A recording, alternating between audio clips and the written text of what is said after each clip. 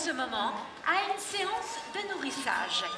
D'ailleurs, pour Bailey, Caroline lui lance le poisson car elle nage en permanence auprès de son petit qui, lui, ne peut pas rester encore en position statique.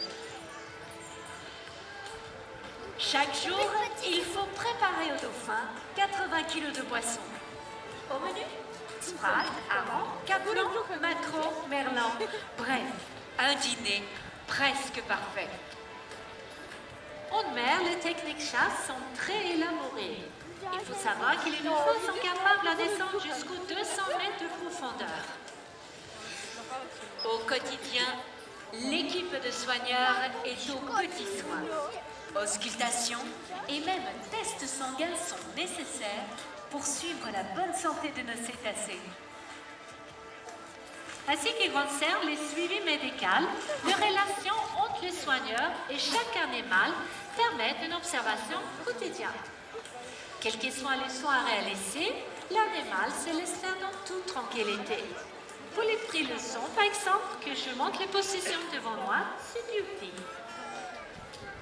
Mais nous sommes aussi assistés par un vétérinaire qui nous aide à contrôler la santé de chacun.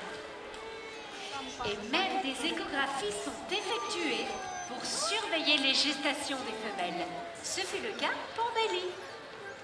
Voici la position pour l'échographie. Birgitta, pour une femelle, combien de temps porte-t-elle son petit?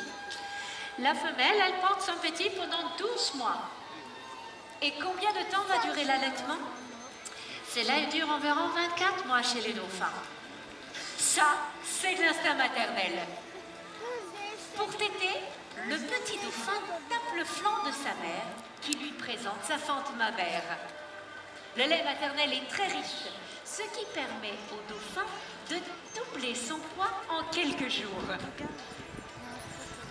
La communication entre le soigneur et l'animal est permanente. Birgitta, comment faites-vous pour communiquer avec eux? Le dauphin est très curieux. Il apprécie l'activité. Rien n'est forcé avec l'animal. On s'appuie simplement sur les capacités et attitudes naturelles de chacun. Pour l'apprentissage d'un exercice, nous communiquons beaucoup avec eux, soit par les caresses, la voix, mais aussi avec deux accessoires essentiels. Tout d'abord, le sifflet ultrason, il nous permet d'indiquer à l'animal qu'il a bien exécuté son exercice. C'est en quelque sorte un bravo, un remerciement. Deuxième accessoire, c'est celui qui nous permet de dessiner la figure qu'on souhaite apprendre au dauphin. Première étape, l'animal est vient en contact. Deuxième étape, il réalise le dessin des figures souhaitées. Très bien. Et troisième et dernière étape, il exécute parfaitement la figure.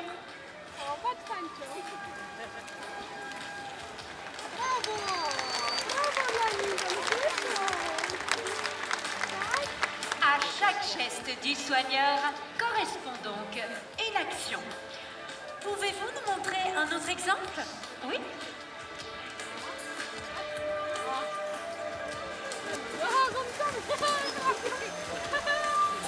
C'est trop beau ça. Les dauphins sont des animaux très sociables, mais parfois ils peuvent être agressifs pendant leur jeu, leurs rapports amoureux ou sociaux. C'est ce qui explique les marques que vous pouvez peut-être apercevoir sur leur corps. Si nos dauphins ont un tempérament d'enfant, et si nos enfants du public sont aussi joueurs que nos dauphins, alors ils sont faits pour jouer ensemble. Mesdames et messieurs, je vous demande donc d'accueillir nos deux saillants, Camille et Nora Lucia.